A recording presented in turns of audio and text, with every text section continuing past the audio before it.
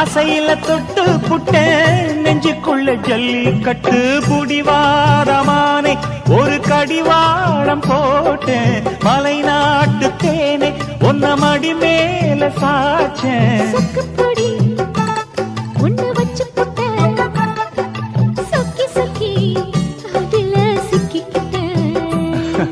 கிச்சிலி சம்பா குத்தி எடுத்தே மொச்ச குழம்பும் வச்சு எடுத்தே ஆமாடி அதுக்காகத்தான்